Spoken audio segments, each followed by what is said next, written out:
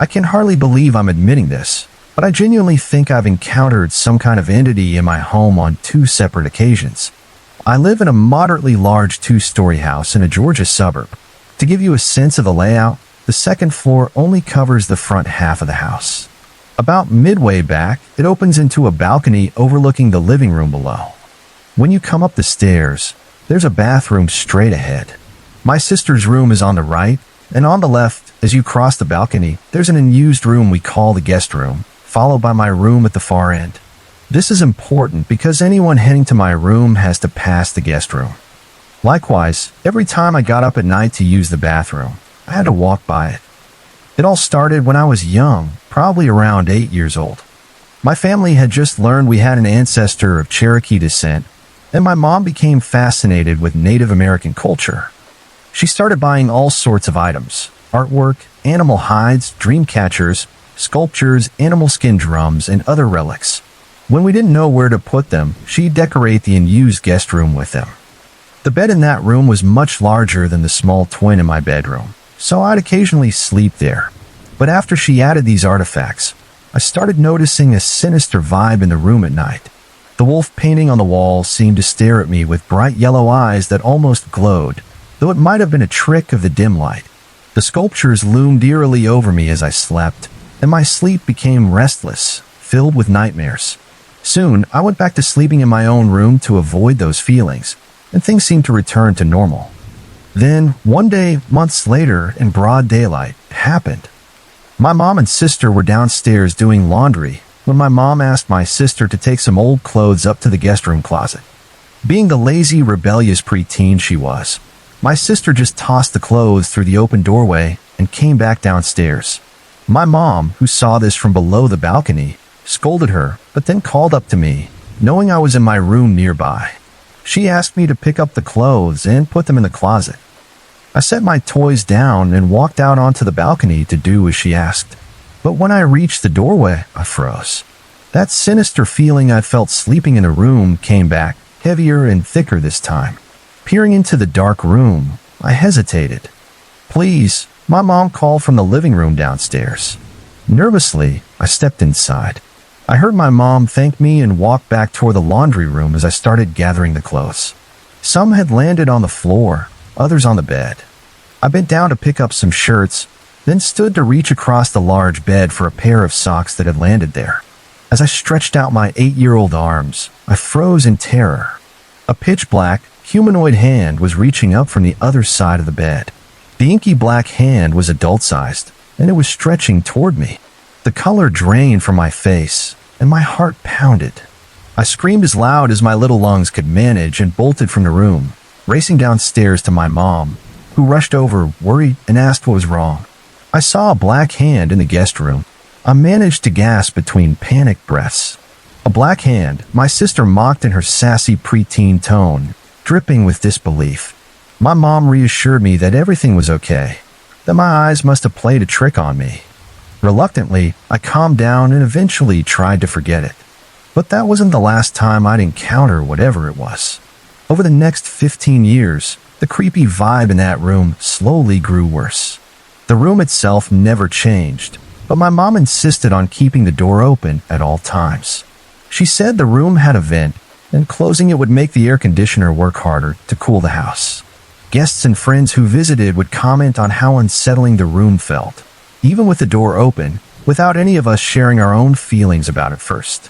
During college, 2 friends of mine stayed with us for short periods and slept in that room.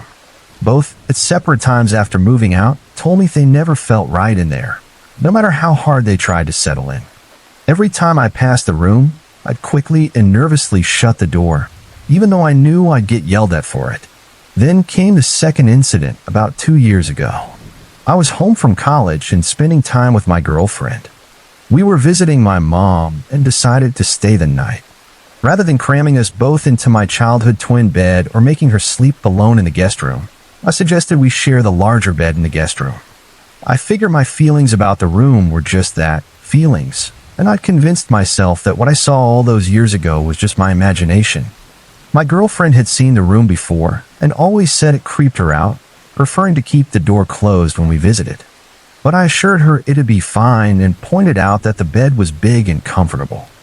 Reluctantly, she agreed. We fell asleep in the room around 10 p.m., closing and locking the door for extra security. But around 3 or 4 in the morning, my girlfriend woke me up, her voice trembling with panic. "Babe, did you just pull me?" I could hear the shakiness in her tone. What do you mean?" I was fast asleep. I mumbled, still groggy. "You didn't just yank my leg?" The worry in her voice grew sharper. I could tell she already knew the answer. Suddenly wide awake and uneasy, I said, "No, what's wrong? Are you okay?" "What happened?" She explained that while she was sleeping, something started tugging at her right leg. Then it yanked her leg with such force that it woke her instantly and pulled her halfway off the bed. The problem was, first, I was clearly fast asleep, and second, I was on her left side, fully under the covers, in no position to grab her right leg and drag it off the right side of the bed. Needless to say, we were both terrified. The rest of the house was dark, and there weren't really any other options for beds, so I told her I'd stay awake and keep watch so she could go back to sleep. 5 or 6 hours of sleep was enough for me anyway. I reassured her I was there to protect her, and she eventually drifted off while I stayed vigilant. Nothing else happened that night, and eventually the sun rose, casting a dim light through the curtain. I woke her up, and we went to grab breakfast and coffee. We've never slept in that room again, and to this day, I avoid it like the plague whenever I visit my parents. I don't know what tried to pull her out of bed that night or what reached for me all those years ago, but honestly, I don't think I want to know. My wife and I had just moved to Corpus Christi, Texas, in 2009 from the frigid cold of Slayton, Minnesota. I had just finished writing my novel The Officer's Journey, and I felt we needed a change of venue. We've been married for 8 years and had 2 therapy dogs, Molly and Lucy, with us. We had just rented an apartment on the southern end of the city and moved into what we thought was going to be a wonderful place to live. To give you an idea of how it was set up, there were a couple of flights of stairs that led up to the bedroom and the main bathroom. The downstairs was more like a separate studio with another bathroom and sliding doors that led to a small patio outside. It was during the 3rd month of getting acclimated to our new place when small yet very strange things started to occur. Molly and Lucy stopped coming upstairs to sleep with us, and they began crying whenever we turned in for the night. We knew they had separation anxiety, but they didn't act like this when we first moved in. Because we consider them our 4-legged kids, we brought our bed downstairs so all of us could be together. We tried numerous times to have them do their business in the back patio grass area, but they wouldn't have any of it, preferring to face our scolding rather than go out there. For more months passed without any major problems until more strange things started happening. My wife, who was into paranormal shows on cable TV, had purchased a spirit pendulum and had been using it, trying to communicate and see for herself if there was life after death. She got more than she bargained for, though, when she placed it in the middle of the kitchen counter, away from any edges, and it flew straight off the counter without any aid whatsoever, falling onto the floor. Wonder my wife and I just looked at each other in shock and disbelief. She didn't say anything, and honestly, I was looking for any kind of practical explanation, but I came up empty. We tried to put it out of our minds and thought of it as maybe some sort of trick or something that came with the board. 2 weeks passed, and our neighbors, who lived in an adjacent apartment, asked us if we were taking our dogs outside. I said that I was and asked him why he asked that question. He replied that he and his girlfriend at the time smelled dog urine inside the air conditioning vents. I reassured him that it wasn't my dogs and, as a precaution, wiped down all our vents in case it did smell. Another month passed, and it was a really hot and humid night in October. We had been watching television for most of the night when my wife went to shut off the lights to get some sleep. She walked by the light switch near our front door when her eyes bulged out in terror. She didn't speak and was backing away from the door. I got up in an instant and tried to move her away from the door, thinking she might have been having a panic attack or worse. When I grabbed her arms, all I could feel was intense cold, like my hands were being thrust into dry ice or something. Her skin showed extreme goosebumps that made her arms look almost prickly. She couldn't speak or move. What the hell was going on? By this time, she had moved herself back into a corner, and I tried to get her out of the corner. I'm a pretty strong guy and should have been able to do this easily, but it felt like she was being forced into the corner with godlike strength. I got angry at this stage. My adrenaline was pumping through me with rage, but even with that, she didn't move. She was freaking out, tears bursting from her eyes, and me being helpless. I couldn't do anything about it. So, in the spur of the moment, I did the only thing I could think of. I held her as close as I possibly could and started praying to God, Jesus, and every saying I could possibly think of to get whatever or whoever it was off of my wife. After about a minute, whatever it was relented. She collapsed into my arms, and I helped her into bed. I got a bottle of water for her and had the dogs lay on either side of her. I like to think that I have an open mind, and having said that, I remember watching one of those shows where some of the paranormal investigators did something called debunking, or finding out a practical reason for what just happened. After checking and rechecking everything in the corner, the light switch, outside influences, and everything else I could possibly think of, I came up with squat as to why this happened to her. She was tired but perfectly fine before this weird occurrence. 2 days later, I can't say I heard this happening because I was working on my computer downstairs. But if my wife Wonder said this happened, I have no reservations that it actually did. She had decided to take a bath during the day to help her relax after a doctor's appointment she had earlier. She was in the tub when she heard a low male groaning voice actually say, "I am 666. After this happened, what I did see was Lucy, one of our dogs, bolt up the stairs, and then I heard a large splash in the tub. Wonder yelled to me that Lucy had jumped right into the tub with her and that she wouldn't leave at all. Right then and there, I knew that something supernatural was taking a big interest in intimidating or wanting to cause harm to my family. By this time, I was getting really pissed. This was my family, and I was going to protect them. Moving into the next month, it was going to be one of those warm years in Corpus Christi where you could wear shorts and a t-shirt in the middle of what was the winter season. We went to Corpus Christi Beach for some relaxation, and that was where we picked up the youngest member of our family. Her name is Lily. She's not as big as the other two dogs, but she makes up for it in spirit. She's been playing around with the other dogs and doing what puppies usually do.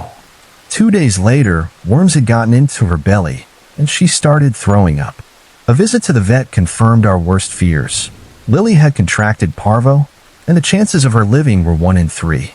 The best thing to do, we were told, was to give her lots of fluids, and if she made it through the ordeal, bring her in for her immunization shots. After 2 days and nights, we brought her in for her shots. My family, we won the battle, but it was far from over. A week after her brush with death, I began my own investigation into the history of the apartment. Internet searches came up empty, as did my inquiry with the landlords, who looked at me with a feared look of a dark secret in their past being revealed and answered me in quick, unintelligible Spanish sentences. Somehow, I knew we had to leave or risk our family being torn apart. We started saving what we could, and we also packed away what we didn't use that month. We immediately began searching for a new home, minus any supernatural beings. We eventually came upon a place and waited for our last earnings to come in before we left. On a mild night in November, we were all fast asleep in bed when Wonder was awoken by the sound of furniture being hurled and a woman's scream coming from upstairs. She woke me up, and we slowly went up the stairs. Obviously, there was no one else in our place, as I had made sure all the doors and windows were securely locked. We looked around the room but found nothing to be out of place. I looked outside the window to find the city streets. They were void of any activity. This was strange.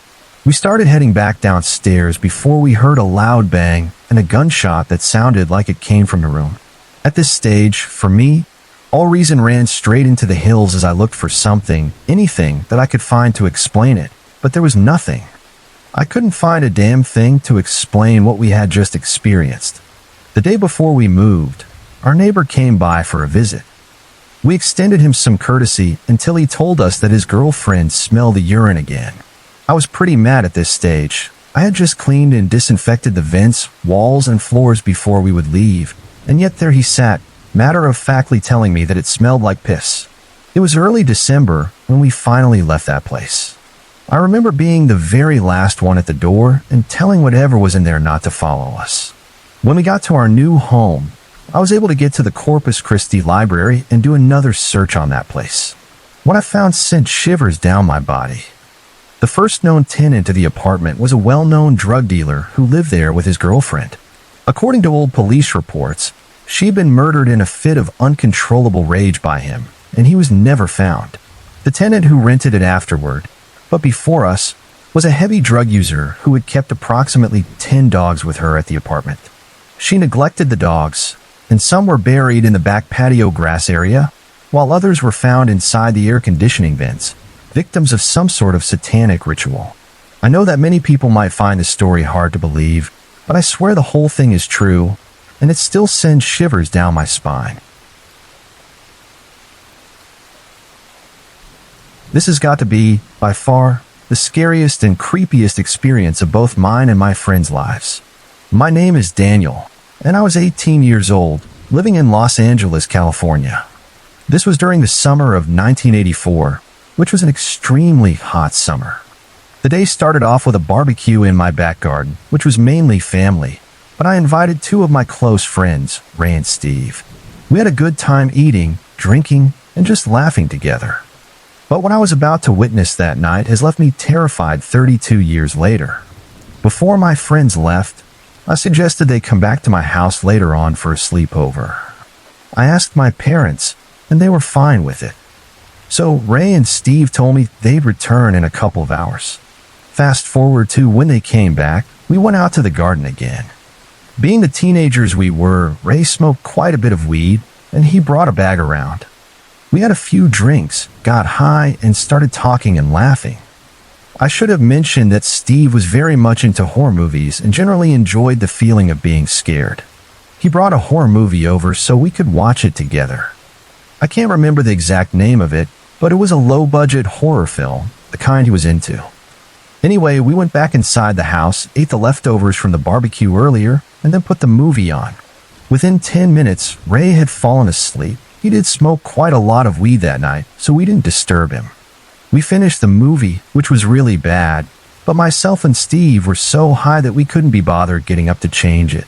After the movie ended, it was probably around 1 o'clock in the morning, and Steve and I decided to go to the 24-hour shop to get some cigarettes and snacks because we still had the munchies. The shop wasn't that close, but we decided to take a walk anyway. As I mentioned earlier, it was an extremely hot night, so we headed out in just vests and shorts. We went to the shop, got everything we needed, and then started heading back. On our way back, there was a graveyard that we passed. Steve, being the daring person he was, wanted to walk through it. I told him no, but eventually the peer pressure got to me, and I accepted. We jumped over the gate and started walking through it. It was completely dark as there were only a few streetlights on at the time. I was terrified and kept telling Steve that we'd been in here long enough and should head home. As we were walking past a bench, there was something strange about it. It looked as though there were a few blankets, but that's all we could see. I continued to walk, but Steve whispered, "Hold on," and walked back towards the bench slowly. He then got his phone out and flashed the light toward the bench, and what he saw was truly chilling. A man stuck his head out of the blanket and looked directly into Steve's eyes. I was a distance away, but I could still make out what had happened. Without saying a word, Steve ran so fast that I had to catch up to him. We jumped over the gate and headed our way home, which was still about 20 minutes away. We ran as fast as we could, but had to stop due to being out of breath. I asked Steve about it, and his face was extremely red. I was worried. He told me that he saw a man who looked to be in his late 20s, and this man had black hair. But the most frightening part Steve described was before he lifted his head over the blanket. Steve saw his hand, and it had some sort of pentagram drawn on it. He went on to say that this man made eye contact with him, and he was the scariest looking person he had ever seen in his life. His eyes looked as though he had a demon in him, and he was constantly huffing and puffing while looking directly into Steve's eyes, and that's when he ran. We got back to my house, locked the doors, and literally, we couldn't sleep all night. We told Ray and my family about it the next morning. Now for the scariest part, over a year after the encounter, we had slightly forgotten about what had happened that night. I was on the phone with my girlfriend at the time when I received a call from Steve, which I ignored and planned to call him back after finishing my conversation. He rang once more and then left a text message on my phone, which I opened, and it sent chills straight through my spine. The text message was all in capitals, telling me to put the news on as soon as possible. I then received a few more messages saying, "This is the man. This is the man we saw that night." I put the news on immediately, and there was a man named Richard Ramirez. For those who don't know, this man was one of the worst serial killers in American history. He was a wanted man in connection with over 13 murders, 5 attempted murders, burglaries, and rapes. We were petrified, to say the least. Richard Ramirez was dubbed the Night Stalker and would often go looking for victims in the early hours of the morning. He was caught shortly after his picture was put out in almost every newspaper and was sentenced to death. Steve and I then looked up the case in more detail, and putting the pieces together, what we discovered was absolutely terrifying. The night we happened to see Richard Ramirez was on June 27, 1984. Richard Ramirez went on to kill a woman named Jenny Vincao the following day. He repeatedly stabbed her while she slept. According to the police, her throat was slashed so deep that she was nearly decapitated. It was also explained that during his killing spree, he would sleep in graveyards and often take drugs like LSD, which explains the spaced outlook Steve got from him. From then on, he went on a killing spree. One of his victims had her eyes gouged out. This man was truly a sick bastard. It was also described that during his first court appearance, the same pentagram we saw on Ramirez's hand was shown to the cameras around the world, which he put in the air and yelled, "Hell Satan." 5 years on from this incident, I moved to the UK. I left behind many great memories, but also the scariest one, and it will stick with me forever. Let me start by saying 2 things. First, I'm a pilot with many years of experience, and until this happened, I had zero belief in anything paranormal. Second, while some of you might doubt the truth of this story, I assure you it's the honest, unembellished truth. With that out of the way, here's what happened. A few years ago, I was flying around from Iran to the UK. During one of those flights, a migrant who had somehow stowed away in the landing gear cavity tragically fell to his death. It was a sad event, but I moved on. After all, I didn't know the person. A few weeks later, I was on the same route again when a flight attendant reported a strange knocking sound coming from beneath the cabin floor. After we landed, I went to investigate. The noise, according to the crew, seemed to be coming directly from the area above the landing gear cavity. Over the next few weeks, we started getting reports of a foul smell in that same general area of the cabin. We reported it to multiple maintenance teams on the ground, but none of them could pinpoint the cause. Eventually, we grounded the aircraft for 5 days. The smell mysteriously vanished, and we resumed normal operations with no further issues, at least for a while. A few months later, another crew operating the same aircraft shared a disturbing story. One of their passengers had seen something that left them hysterical for hours. No one else witnessed it, but the passenger was seated directly above the landing gear cavity. That's when things started to get really strange. Over the next 9 months or so, similar incidents happened multiple times. Passengers would report seeing something that left them terrified, but only one person ever managed to describe what they saw, and their account chilled us all to the bone. They described a tall man of Asian descent, dressed in ragged clothes, just staring at them. He didn't move or make a sound, just stared. But the worst part, he had no face. Not even hollows where a face should be. Just a blank, mannequin-like surface. That was it for me. The passenger's description was so haunting that I started having nightmares about this faceless figure for a month afterward. I decided I'd had enough and resigned from my position. I found a new job with another airline. Later, I heard that after one more sighting of the figure, the aircraft was exorcised, and no further paranormal activity was reported. This is my story, and as I said at the start, it's the pure, unvarnished truth. I've left out some finer details to protect identities and to spare anyone who hears this from losing their sanity. This happened about 2.5 years ago in California when I was 17. It remains one of the scariest experiences of my life, especially since it took place in what was otherwise a safe, normal town. It was around 8:45 p.m., and I just finished my class for the day, which let out early. My friend's class wasn't done until about 9 o'clock, so I decided to wait for him.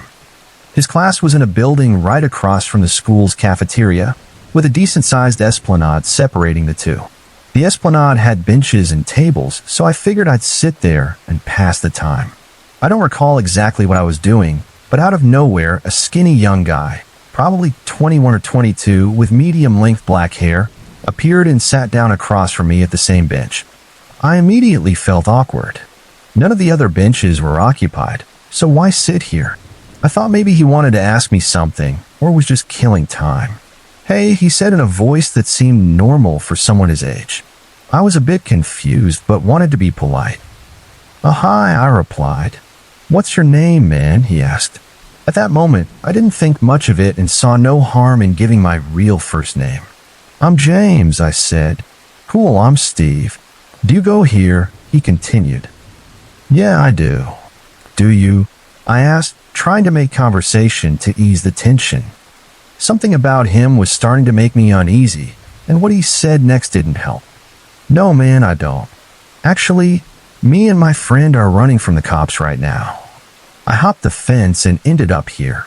He said it so casually, like it was no big deal. Now I was starting to get scared, but I wondered if he was joking. Trying to keep my cool, I said, what did you do?" He gave a little chuckle before saying, "It doesn't matter."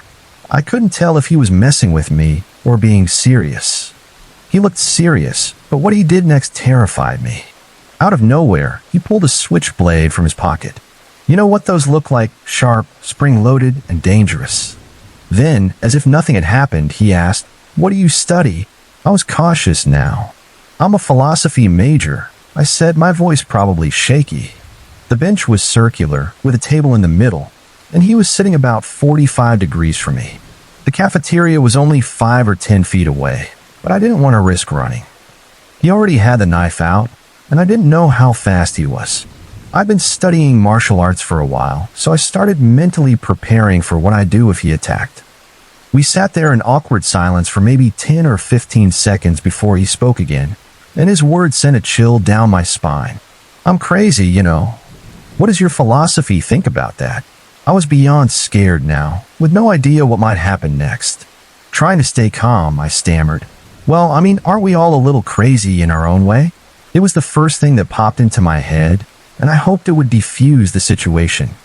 He just stared at me for a solid 10 seconds, his hand still gripping the knife. Finally, he said, I guess you're right." I sat there frozen as he asked, "Am I scaring you?" I forced a chuckle and said, "No, I guess not." He seemed to buy it because a few seconds later, he said, "I like you, James. You get me. Not like those other people. Well, I should keep running. Don't want them to find me." Just like that, he got up and walked away. Not running, just strolling casually like something you'd see in a movie. The whole time, he never put the knife away. I waited until he was completely out of sight before I bolted to the cafeteria, where I stayed until my friend was done. It felt like I'd been sitting there forever, but the whole encounter probably lasted only 10 or 15 minutes, because it was just past 9 o'clock when I got to the cafeteria. I still don't know who he was or if he and his friend were ever caught. I never saw him again, and I have no idea what he's doing now. I'm just glad he left without doing anything. But the scariest part, he kept that knife out the entire time, even as he walked away. My name is Josh, and this happened when I was 10 years old. Please remember this as I recall the story because, as we all know, 10-year-olds don't always get it right. I used to live in a small house located in Detroit, Michigan. In the part of town where I lived, there was very little crime, violence, or even noise for that matter. My house sat on a river, which you could see from my backyard, and what separated us from the water was a 4-foot seawall, a piece of iron or metal that prevents erosion. My house was one of the more isolated houses in the area, and there was a medium-sized field that separated our house from others. My school was also within walking distance from my house, so I would walk across the field every day to get to school. It was an ordinary morning for me so far. I woke up at around 6 a.m., took a shower, brushed my teeth, ate a bowl of cereal, and then I left for school. I walked out of the front door, which led to the field that I continued to make my journey across. As I got to about halfway across the field, I could see a man peering at me from behind a tree. I couldn't make out his features as he was just too far away. I could definitely tell it was a man, and he was facing my way. That definitely freaked me out, but I figured that since he was so far away, even if he tried to make a move, I would still be able to get to safety quick enough. So I continued to walk to school. I made it to school safely, occasionally checking over my shoulder to see if the man was still following me, but he hadn't. After school, I decided to take a different way home because I didn't want to see the man again. I assumed that he wasn't still there, but I just wanted to be sure that I did not come into contact with the man again. So instead of crossing the field, I walked around it, taking different side streets in order to reach my destination. I didn't see anything weird on the way back, which was a relief to me. Once I got home, I did my normal routine, and then I just went to bed. It was around 3 o'clock in the morning when the sound of someone yelling woke me up. I was still very tired, so at the time, I could not tell who it was, but what I could tell is that the yelling was coming from the kitchen. I went to investigate to discover that the yelling was coming from my dad. My dad had his shotgun aimed at someone from out of the window, which pointed toward our backyard. A Caucasian man with a button-up shirt and blue jeans was standing in the backyard with his hands up, with a blank stare on his face. The man just stood there and said nothing. My dad told him that if he tried anything funny, he'd put a hole in his chest. As this was going on, my stepmom called the cops. After about 5 minutes of waiting, the police arrived. They proceeded to arrest the man, and as he was leaving, he gave me the most bone-chilling stare you could ever imagine.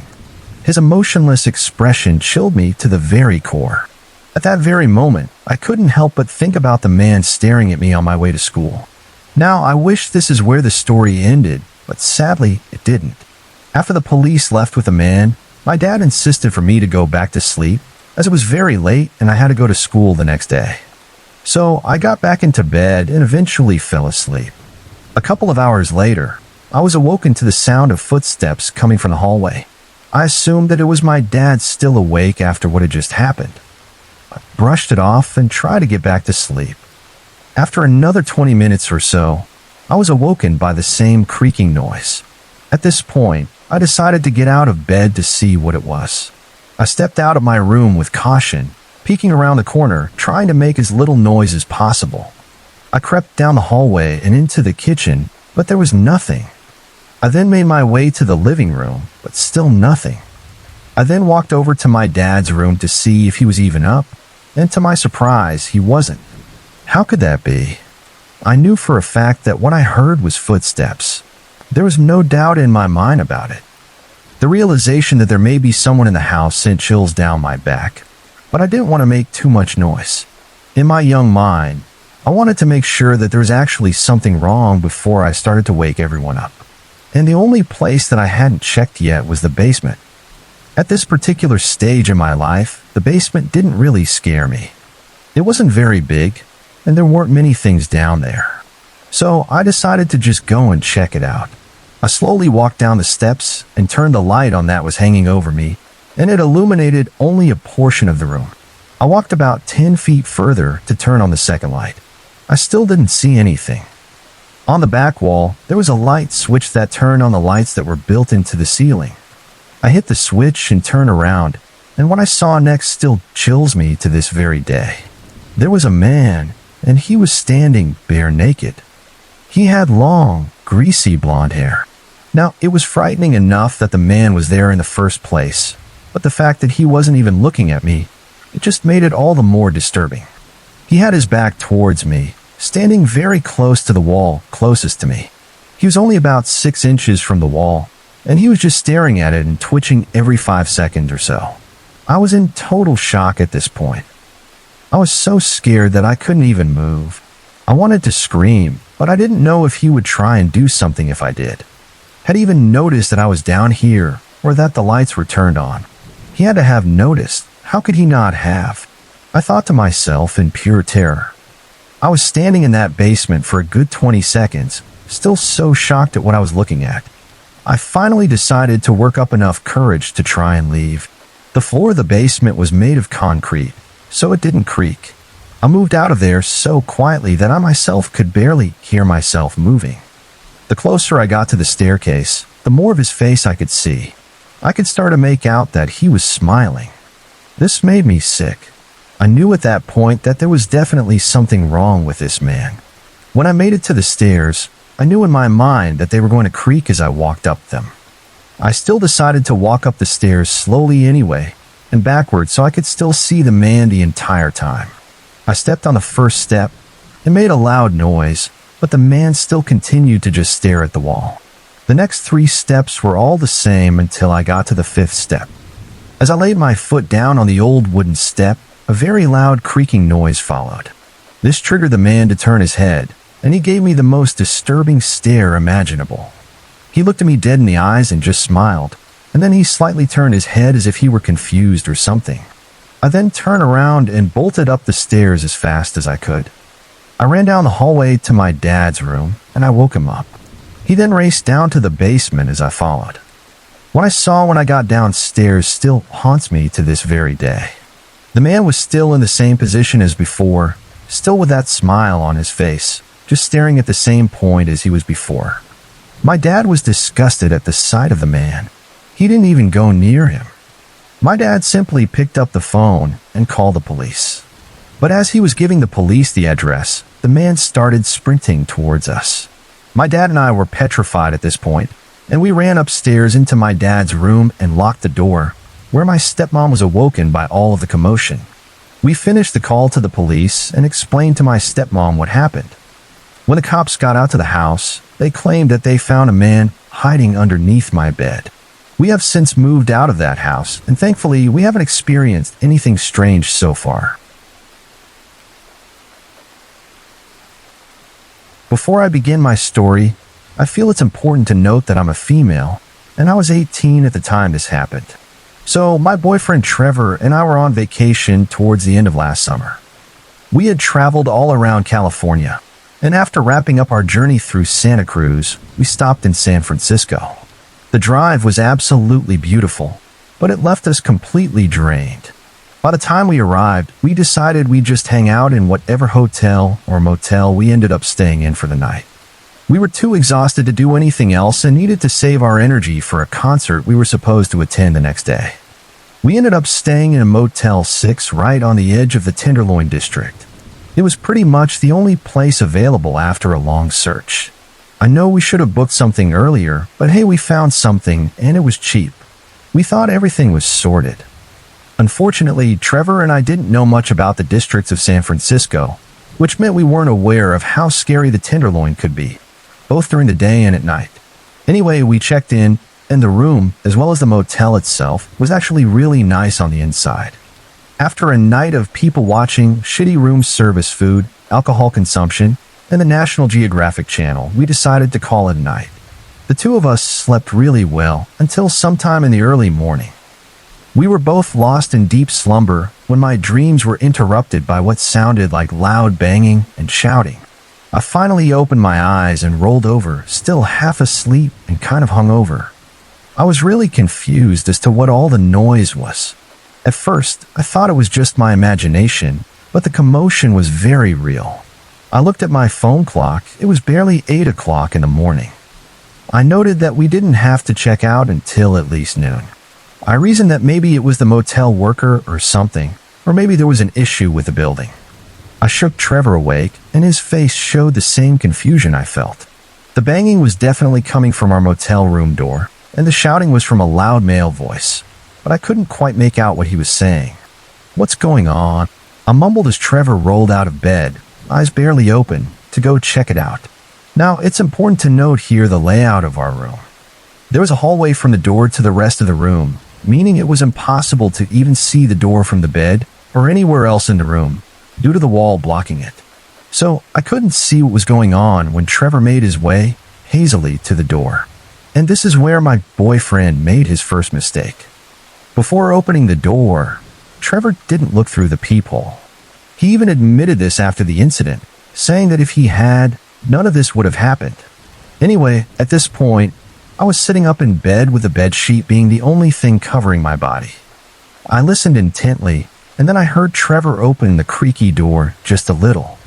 Before he could even say anything, the sound of an African-American male's voice rang through the room. "Hey man, what the hell? I said I'd be here at 8. He sounded extremely aggravated. My heart skipped a beat. Already, I knew this wasn't right. Trevor stuttered. "Oh, I think you've got the wrong room, man. I don't know who you are." He said this as nicely as possible, but I could still detect a little shakiness in his voice. The man just seemed to ignore him. "I've been banging on your door all morning. Didn't Stan tell you? You've got my clothes, man." I didn't think it was possible for this guy to raise his voice any more than it already was, but that last sentence proved I was wrong. I was definitely awake at this point and sat frozen in the bed. It seemed like eons before my boyfriend replied, and there was silence just hanging in air. What if this man had a weapon? I felt my stomach sink, and I was scared for the both of us. Trevor replied, "Look, like I said, I don't know you. My girlfriend and I, we just checked into this room last night. There's nothing in here but our stuff. I can call the front desk for you." "Hey, I don't need no front desk, man. You've got my stuff. You've got to let me in." Suddenly, I heard a scuffle, and then I heard Trevor say, Hey, no. You can't come in here, man." I quickly pieced together that the man had forced his arm through the crack to unlock the deadbolt, judging from the sound of a click. The man replied, voice raised, "Yo, don't grab my arm, man." Trevor had proceeded to use defense by grabbing the guy's arm, stopping him from coming into the room. I'm sorry, but you can't come in here. I don't know you." The man then said, "I ain't got no weapons, I swear. Look, I know you know Stan, and I know you remember he told me we'd be meeting here right now. I decided that maybe it was time for me to pipe up. Maybe if this guy heard a female was in the room, he'd calm down a bit." I called out as calmly as possible, "Trevor, we can go." "It's okay." I was fully prepared to hop out of bed, grab my stuff, and get the hell out of there if need be. There was no doubt in my mind that this guy was into drugs or something, and he was probably mentally unstable. I was definitely spooked, but Trevor had no time to reply to me because the man spoke up again. "Look, just let me in. I need my... then there won't be any problems." Silence hung in the air once again. He followed that up with, "I know you know Stan. Let me in." There was more noise from the door, and suddenly, a figure bounded its way through.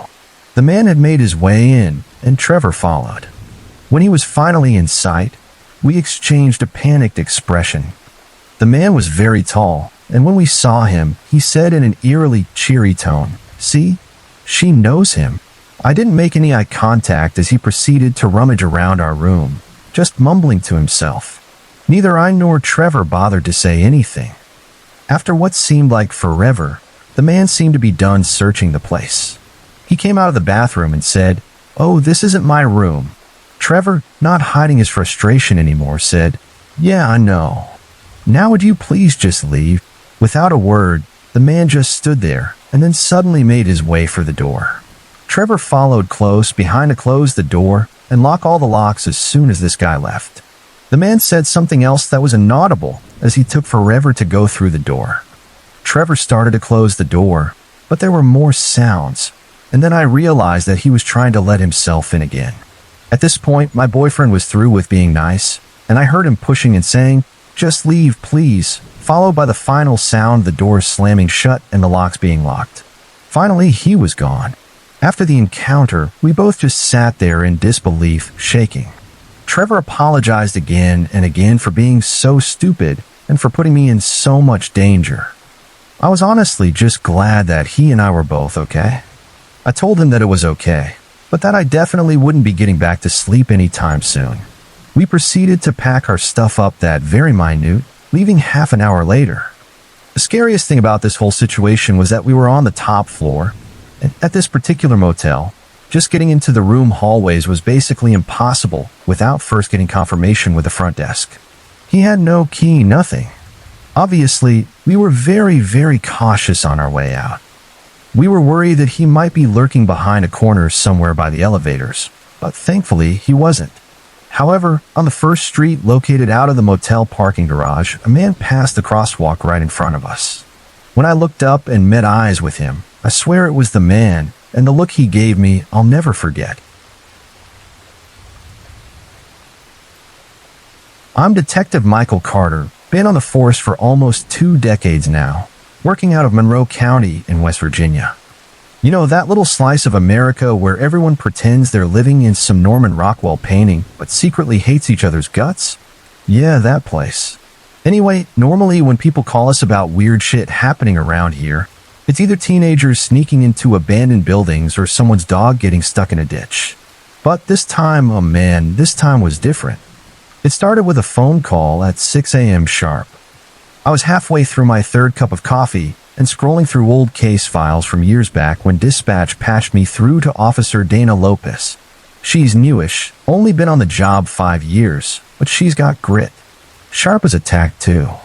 We make a good team, even if her playlists are absolute garbage. Seriously, who listens to that much indie folk? So there we were, driving down Maple Drive like any other day, heading toward what looked like your run-of-the-mill demolition site. Some contractor had been sent over to tear up an old house at the end of the street, a real eyesore that had been sitting empty since before either of us joined the department. Apparently, they'd cracked open the floorboards while pulling up tiles and smelled something nasty underneath. Like, really nasty. Not just rotten food left under the sink, nasty, more like something died and nobody noticed for years, nasty. Now, let me set the scene for you. This house wasn't exactly winning awards for curb appeal. Paint peeled off its wooden siding like sunburned skin, windows boarded up tight, weeds swallowing the front yard hole. And the air? Jesus Christ, it hit you like a punch to the gut the second you stepped out of the car. Musty, damp, with this faint metallic tang that made my stomach churn. Even Dana wrinkled her nose, which is saying something because she once spent 3 hours sifting through trash bags looking for evidence without batting an eyelash. The foreman met us at the door, a wiry guy named Steve with sweat stains blooming across his shirt despite the early hour. He didn't waste time on pleasantries. Just waved us inside and said, "You gotta see this." Inside was worse than outside. Peeling wallpaper hung limply from the walls, exposing patches of mold-blackened plaster beneath. Every step creaked ominously, and the light filtering through cracks in the boards gave everything this sickly yellow hue. It felt wrong, like the house itself didn't want us there. At the center of the main room, a section of the floor had been torn up, revealing a patchwork of old bricks beneath. That's when I caught the stench again, stronger now, clinging to the back of my throat like tar. "This is where we found it," Steve said, pointing down at the exposed bricks. Thought maybe it was a sewer line or something leaking, but then he hesitated, glancing between me and Dana. Then we pried one loose. Dana knelt down next to him, flashlight in hand, and shone the beam into the gap. Her face went pale instantly. "Oh, God," she muttered under her breath. She looked up at me, wide-eyed. "Mike, you need to see this." I dropped to a crouch beside her and peered into the darkness. What I saw made my blood turn cold. There, nestled among the dirt and crumbling mortar, was a narrow tunnel leading downward. It wasn't big enough to stand in, but it was definitely man-made. Someone had gone to great lengths to hide whatever lay below. "Any idea what this is?" I asked Steve, though I already knew the answer. He shook his head. "No, ain't on any blueprints we've got. Place has been empty since before I moved here 10 years ago. We suited up quick, gloves, masks, flashlights, and squeezed ourselves into the opening. The passage sloped steeply downward, slick with moisture and reeking of decay. My boots slipped against the uneven surface, and every scrape echoed loudly in the confined space. After what felt like forever, we reached the bottom. And holy fuck, folks, that's when things got biblical. The basement, if you could even call it that, was unlike anything I'd ever seen. Low ceilings, reinforced concrete walls, no windows. A single flickering bulb hung from the ceiling, casting long shadows that danced eerily across the room. But it wasn't the architecture that made my heart stop. It was what filled the space. 9 bodies. 9 goddamn bodies, arranged neatly along the far wall like discarded dolls. Some were skeletons picked clean by time. Others were fresher, their flesh still clinging stubbornly to bone. All of them bore signs of restraint. Rope burns around wrists and ankles, ligature marks cutting deep into skin. One woman's jaw hung slack, her mouth frozen in a silent scream. Beside her, a teenage boy stared blankly at the ceiling, his hollow eye sockets accusing. Dana gagged behind me, turning away to vomit quietly into the corner. I couldn't blame her. Hell, I wanted to do the same, but years of training kicked in automatically. I forced myself to focus, cataloging details. The rusted chains bolted to the walls, the crude cot shoved against the far side, the buckets lined up like offerings. Whoever did this hadn't just killed these people, they tortured them, starved them, broken them. But the worst part, the thing that kept me awake for nights afterward, in the center of the room, propped up on a rickety table, was a charred notebook.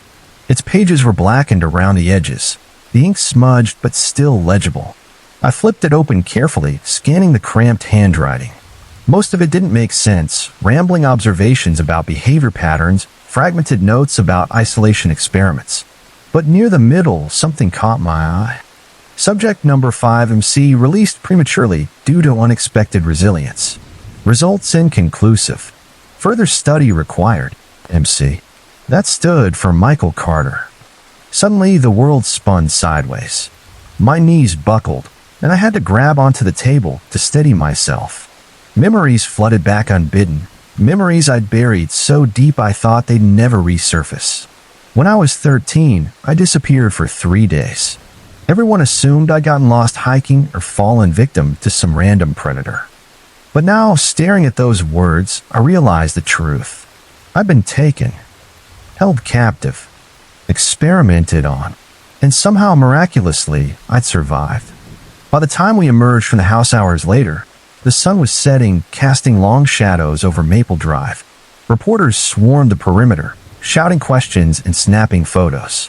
I ignored them all, walking straight to my car and lighting a cigarette. Dana followed close behind, concern etched across her face. "You okay?" she asked softly. I exhaled a plume of smoke and shook my head. No, I'm not. Let me tell you something about nightmares. They don't always come screaming at you in the dark. Sometimes they creep up slow, quiet whispers that slither into your brain and burrow deep, festering until you can't tell what's real anymore. That's where I was after we left that house on Maple Drive. Every time I closed my eyes, I saw those bodies, smelled that rot, heard the faint echo of my own name scrawled in ink inside that damn notebook. We spent the next few days piecing together whatever scraps of evidence we could find. The coroner confirmed most of the victims died from starvation or dehydration, though a couple showed signs of blunt force trauma. None of them had been killed outright, which meant whoever did this wanted them alive, for a while at least. It wasn't just murder, it was torture. Psychological warfare waged against people who probably didn't even know why they were there. Then came the kicker. One of the fresher bodies, a young woman, barely out of her teens, was identified as Sarah Carter, my little sister. She'd gone missing 22 years ago when she was 17, and I'd never stopped looking for her. Never. And now here she was, lying cold and broken in some godforsaken hole beneath an abandoned house. I didn't cry. Not then, not in front of anyone, but Christ, did I want to? Instead, I threw myself into the investigation like a man possessed. Dana noticed, of course. She always does. But she didn't push, just kept feeding me leads and theories until we finally hit pay dirt. Turns out the house used to belong to a guy named Henry Wexler. Ever heard of him? Probably not, unless you're into shady psychology experiments. Back in the 90s, Wexler worked as a behavioral scientist at a research facility outside town. He got fired for conducting unauthorized studies, stuff so unethical it made the board break out in hives. After that, he dropped off the map entirely. No forwarding address, no social media presence, nothing. Until now. But wait, it gets better. Remember Karen Beckett, the nosy neighbor across the street? Yeah, it turns out she wasn't just some paranoid old lady complaining about shadows moving at night. She used to be a psychiatric nurse at the same facility where Wexler worked. When we brought her in for questioning, she cracked wide open. He sent me packages, she admitted, voice trembling. Boxes filled with things. Journals, recordings, supplies. I didn't ask questions. I swear I didn't know what he was doing. Supplies for what? Dana pressed, leaning forward. Karen hesitated, tears streaming down her face. For his work, his experiments, he said he was proving something important. Something about human nature. That phrase stuck with me, human nature. What kind of sick bastard tortures 9 people in the name of understanding humanity? And why the hell had he let me go all those years ago? While Dana dug deeper into Wexler's past, I focused on another lead, Raymond Doyle. You might remember him. He's the local dirtbag who served 12 years for sexual assault before being released on parole. Turns out he'd worked as a contractor back in the late 90s, specializing in basement renovations. Bingo. Tracking Raymond down wasn't hard. The guy hadn't learned how to stay off the grid, even after prison. We found him holed up in a dingy motel room on the outskirts of town, surrounded by empty beer cans and takeout wrappers. When Dana knocked on the door, he tried to bolt, but I was faster. Grabbed him by the collar and slammed him against the wall before he could blink. You built that basement, didn't you? I growled, pressing my badge into his face. Tell me everything, or I'll make sure every cop in 3 counties knows exactly where you are. Raymond cracked almost immediately. Yeah, okay. I built it. Wexler paid me cash under the table, said it had to be done quick and quiet. No questions asked. No questions. Dana interjected, raising an eyebrow. You mean you didn't wonder why he needed a secret bunker? He shrugged, avoiding eye contact. Look, I needed the money. Guy seemed legit enough. Said it was for storage or something. I didn't stick around long enough to see what he was really using it for. But you helped him bring people in, I accused, tightening my grip. Didn't you? His face went pale. Just once. He gave me extra cash to escort someone downstairs. Some girl. She was crying, begging me to let her go, but I couldn't or wouldn't. Dana snapped. I'm sorry, he shouted, breaking down. I didn't know what he was going to do to them, I swear. We dragged Raymond downtown and booked him on obstruction charges, but something about his confession gnawed at me. If he'd only helped Wexler once, who else had been complicit? And where the hell was Wexler now? The answer came later that night, during a raid on Karen Beckett's house. In her attic, we found boxes upon boxes of documents, notes, diagrams, videotapes, all linked to Wexler's twisted project. Most of it was incomprehensible rambling, but one tape stood out. Dated 2009, it showed Wexler sitting alone in a hidden observation room beneath the house, speaking directly to the camera. I have failed, he said, his voice calm but hollow. Human beings cannot withstand true isolation. They break, they betray, they collapse. Perhaps I was wrong to think silence could reveal anything meaningful. He paused, staring straight into the lens. If anyone finds this, know that I have moved on. This country is too soft, too distracted. To truly understand solitude, one must seek purity elsewhere. By the time we finished reviewing the tapes, the FBI had joined a case, scouring international databases for any trace of Wexler. So far, nothing. It was like he'd vanished into thin air. As for me, I couldn't shake the feeling that this whole mess wasn't over. Not really. Sure, we'd solved the mystery of the bodies, identified the victims, locked up the accomplices.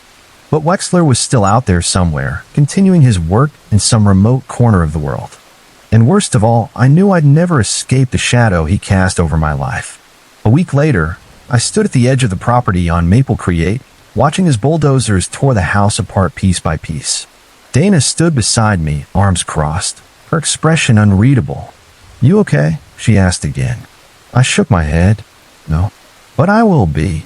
She raised an eyebrow. You sure about that? Not really, I admitted. But honestly, Dana, if I could go back and unsee everything we found down there, I would, in a heartbeat. And that's the truth. Sometimes knowing isn't worth the cost. They say closure helps heal wounds, but this case left mine raw and bleeding. 9 lives lost, countless more ruined, including mine.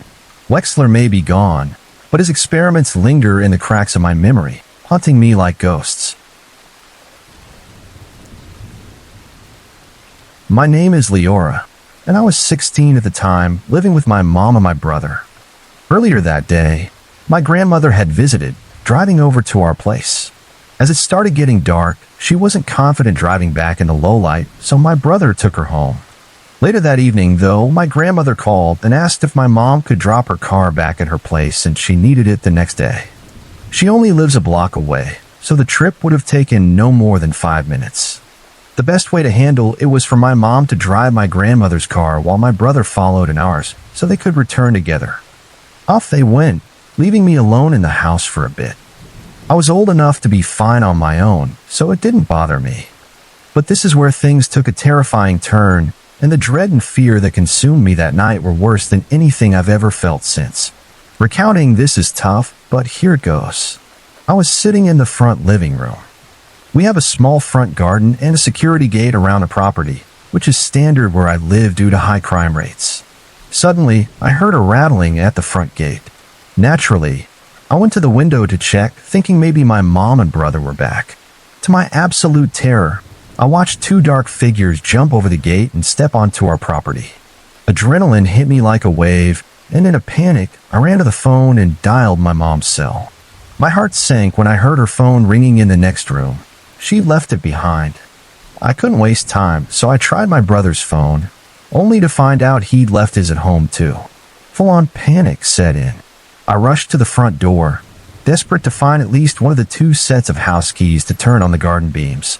They're part of a motion sensor security system that triggers a loud siren and alerts the local security company. But I couldn't find either set. Later, I learned my mom and brother each took a set, but neither had activated the beams when they left.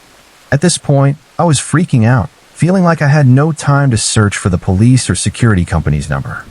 I felt completely helpless. A minute or two later, my mom and brother pulled up. They parked, got out, and headed toward the front door, totally unaware of the 2 intruders lurking around the side of the house, hidden in the shadows. As they walked in, I screamed that someone was on the property, and I didn't know where they'd gone. I ran to the back door to check the backyard, but it seemed like my mom and brother just stood there, frozen, unable to process what I was saying. They left the door and security gate wide open behind them. As I turned back from checking the back, I heard my brother yelling at the front door, "Get the hell off our property." I bolted to the fireplace to grab the poker, always my go-to in the back of my mind as an accessible weapon if something like this ever happened. I rushed to the front to join my family, and we tried to barricade the door while struggling to lock it as 2 men forced their way in. It was too late to lock the gate, but we managed to latch the chain on the door. With the men pushing their weight against it, the chain was taut, and one of them reached his hand through the gap. The chain gave way, and I felt sick realizing I hadn't grabbed the fire poker, but the fireplace brush instead. It was a stupid mistake in all the chaos, and I wasn't thinking clearly. Looking back, a poker might have helped us defend ourselves, but if the men were armed, they could have easily taken it and used it against us. After a few seconds of struggle, the chain broke, and our safe haven was invaded as these bastards barged in. My mom instinctively hit the emergency panic button by the front door, something I would have done if I hadn't thought it was broken for years. Both men had guns, and when the first one saw what my mom did, he struck her over the head with the back of his gun. The 3 of us were forced to the ground, held at gunpoint by one man while the other ransacked the house, grabbing valuables like my mom's laptop, hard drive, cell phone, cash, and bank cards. They must have known time was short because they didn't tear through the whole house, leaving most of our stuff behind. But taking my mom's laptop and hard drive was devastating. She runs her own business from home, and everything on those devices was critical. While one guy gathered what he could, the one holding us at gunpoint shouted, kicked my brother in the face, and threatened our lives, as if staring down his gun barrel wasn't torment enough. Somewhere in the chaos, I got hold of one set of house keys and pressed the panic button on the remote, also activating the beams for when the men left, which would trip the alarm. When the second guy returned, they demanded the car keys from my mom, which she gave them, along with the other set of house keys. Then they forced us outside. I was walked from the front door to the garden, triggering the beams and setting off the siren. Realizing they had to get out before getting caught, the men fled, jumping back over the gate as they'd come, leaving the car behind. I stood in the front garden, clutching myself in my mom's arms in shock. The words of one of the men echoed in my head. When I was separated from my mom and brother outside, one of them pointed his gun at me and said to get in the car. They were going to take me with them, kidnap me. My mom didn't hear it, but when she saw him raise his gun, she ran in front of me, shielding me, which is why I ended up in her arms. A few minutes later, the security company arrived, followed by the police and an ambulance. The hours after were a blur, giving statements, my mom going to the hospital for a gash on her scalp, and arranging where we'd stay until the house was cleared. That night was incredibly traumatic, but it could have been so much worse. People need to stay vigilant. Complacency is dangerous. When I was younger, I was terrified of the dark. Power outages would send me into a panic, crying and freaking out. I'd sleep with night lights or keep my bedroom light on. Even now, at 26, no one really gets why I'm still so scared. It's because I have this awful gift of seeing things that aren't normally there. Going out late at night is a nightmare. I walk in the middle of the street, paranoid about what might be lurking under parked cars or watching me from the bushes. When I was 17, my worst fear came true. I knew I shouldn't have gone out to the backyard, but I did anyway. Tomorrow was garbage day, and being the lazy procrastinator I am, I had to drag out 3 bins of trash at 3 a.m. My parents were out of town, like so many other times when things went wrong. Those stories are for another day. The bins had no wheels, so I had to carry them from the back of the house, around the side, through the gate, and out to the curb. I kept the dogs inside, worried they might run off, and turn on the outside lights on the garage and house. I loved those lights. They'd flick on when someone walked by, which both scared and comforted me.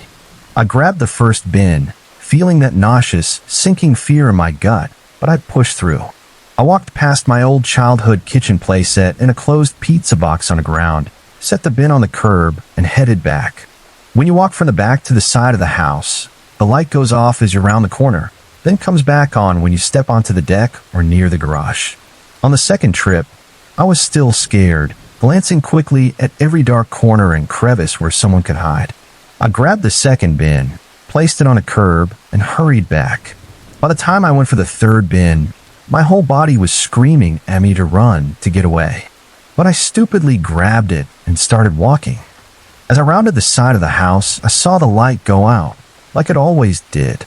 But then, within one step, it flicked back on. Behind me, the kitchen playset toppled over. My eyes widened, and my heart leapt into my throat. I turned around and saw it, a black shadow stretching across the grass from behind the corner. Its limbs were thin, with no hair or hint of clothing. That was all I needed to see. I spun around and ran toward the open gate, still clutching the garbage bin like an idiot. The moment I stepped through, the gate slammed shut behind me. It was leaning against the fence, but it closed with a force I'd never seen.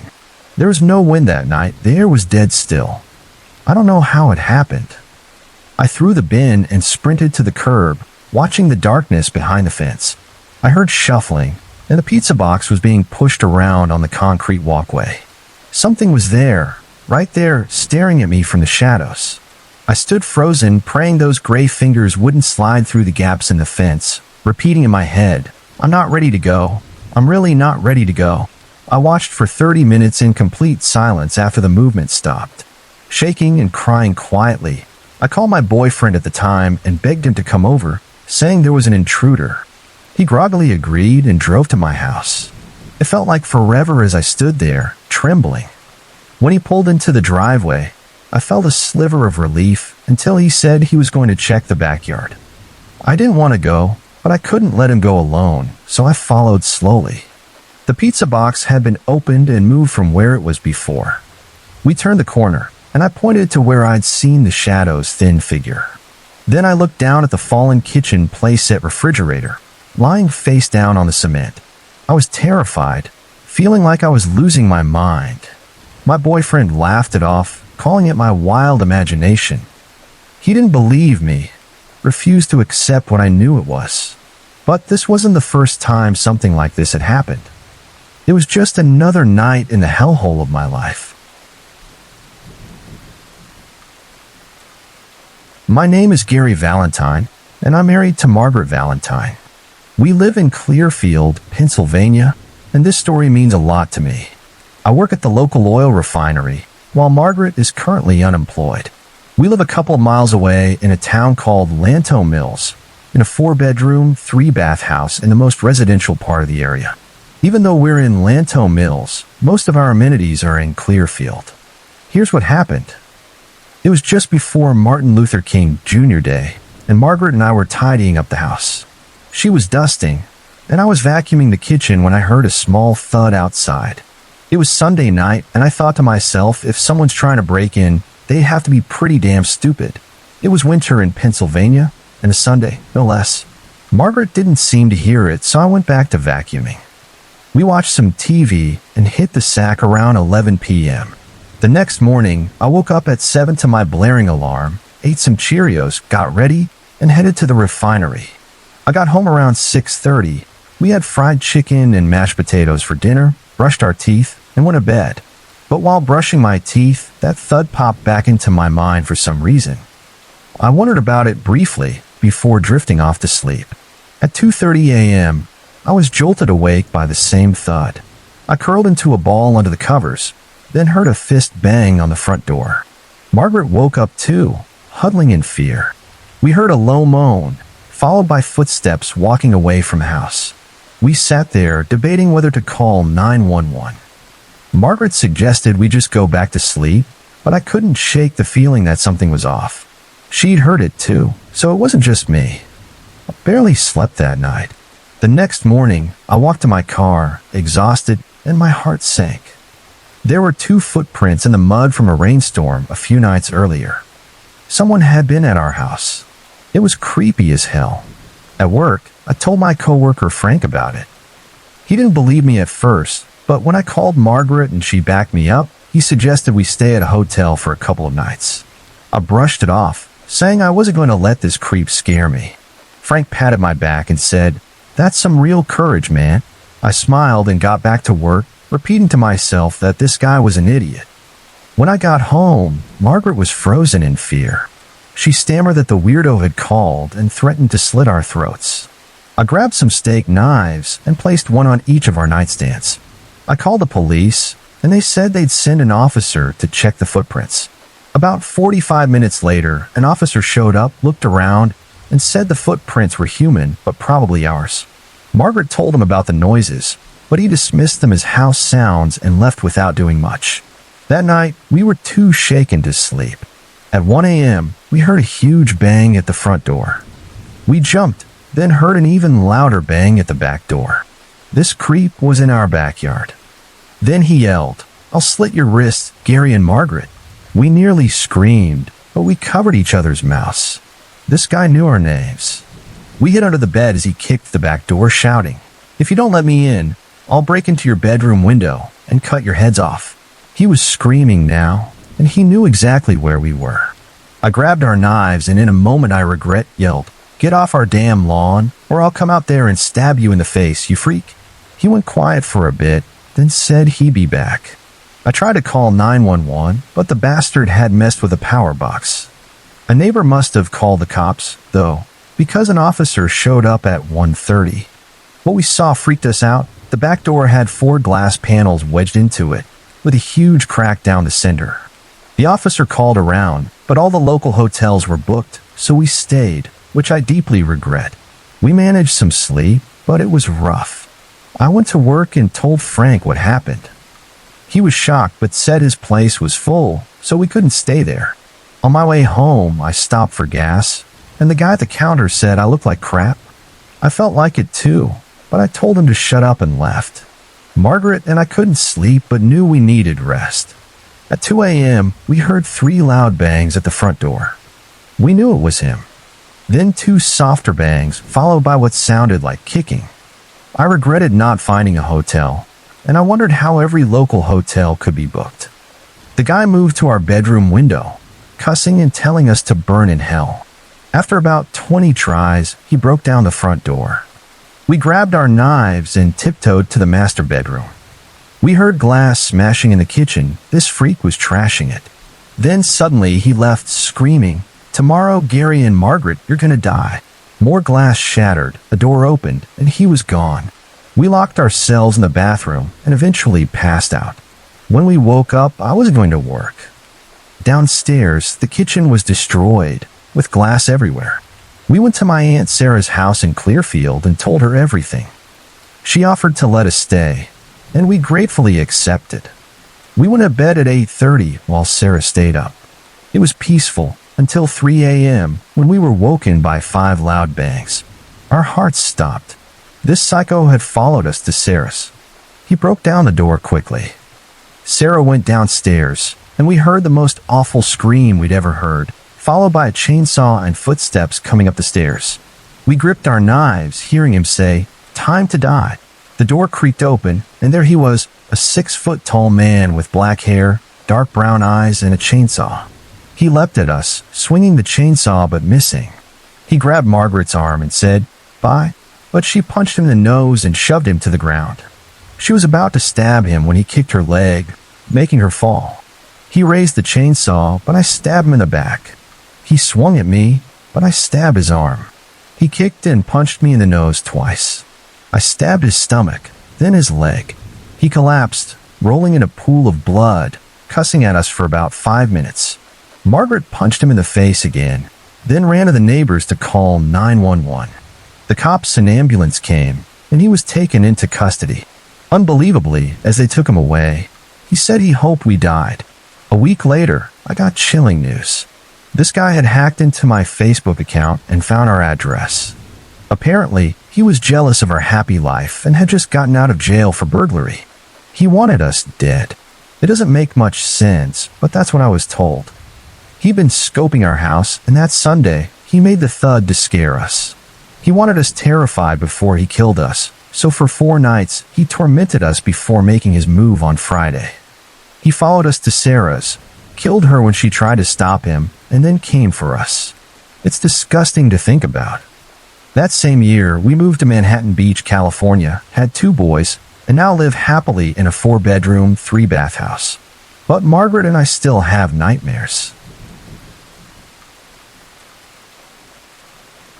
My story starts when I was just 9 years old. I lived in a home in Wollongong, a city about 90 kilometers south of Sydney, Australia, in case you didn't know. I was a typical kid back then, breaking the law by ding-dong ditching houses and getting into trouble at school. But nothing compares to the trouble I stumbled into on this one day. I broke into a stadium that had been abandoned for years because the government never funded its completion. It was mostly a rusted steel frame with some small demountable buildings to the right and a huge field of long grass to the left. This wasn't one of those round stadiums you'd see on TV. The field was meant for football, and the construction was supposed to be a grandstand with a building attached. I could tell because of the shape and the bits of concrete still lying around. After I got in, I decided to wander around the field. While exploring, I saw a ton of dirty, shredded clothing. Hell, I wouldn't have been surprised if someone was sleeping in that long grass, I thought to myself. But what I found next still sends chills down my spine, a big half-rusted axe. I was young, but old enough to think, what the shit is an axe doing here? I shrugged off the uneasy feeling and, for fun, started chopping down some small trees. Once I got bored, I headed to the grandstand. I could hear the tin roof creaking and rusting above me. Watching my steps, I noticed junky syringes scattered on the ground. Honestly, the place was creepy as hell. Part of me wanted to keep exploring, but the other half was screaming to run as fast as I could. Foolishly, I ignored my gut. I made my way to the demountables. I can't remember how, but I managed to get inside one of them. That's when I heard something that makes me regret ever going there. A man's groggy voice muttered, "Hi," hitting me like a damn bullet. I bolted, running as fast as I could. Behind me, I heard footsteps, then a crash, followed by some swearing. I had just enough time to glance back and see what he looked like.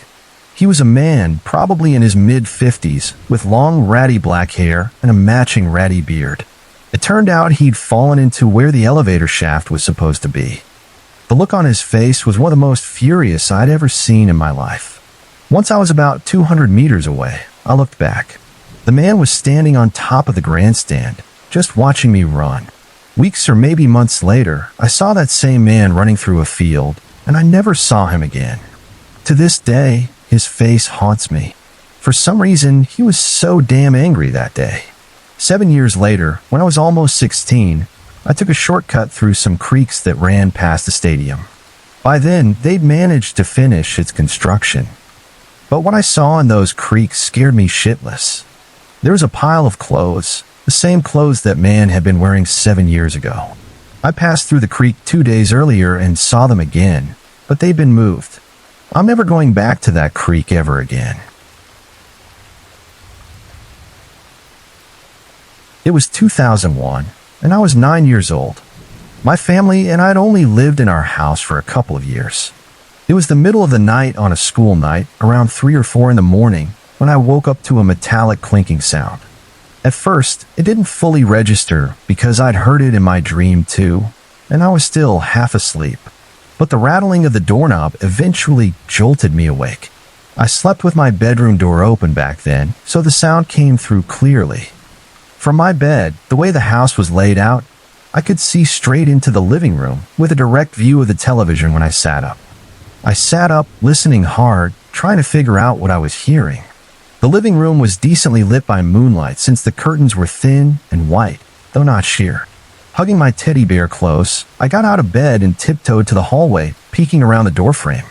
It must have been a full moon because it was bright enough for me to see the leading around the individual panes of glass in the French-style back door.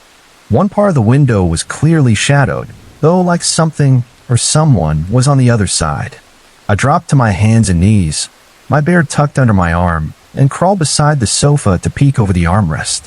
Then I scooted a few more feet to crouch behind the nearest chair for a clearer view of the back door.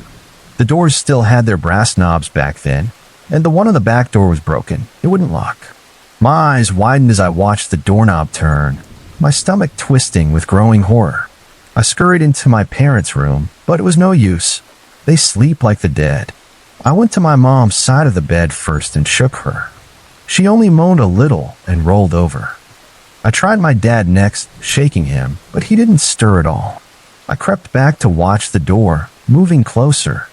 My stomach churned with fear as I saw the shadow on the other side of the curtain shift.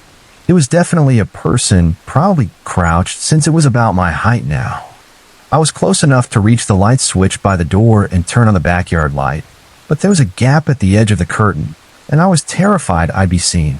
I tried waking my parents a few more times, but it was hopeless.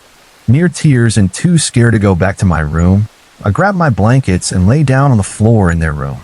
I closed my eyes for what felt like just a second, but the next thing I knew, my mom's alarm clock was blaring. She called out to me to wake up, surprised to find me there. I told my parents about that night, and my dad checked the door. He said the bolt was still locked and chalked it up to my imagination, or maybe a dream that led me to sleepwalk into their room. But I'd never sleepwalked before, and I was upset they didn't believe me.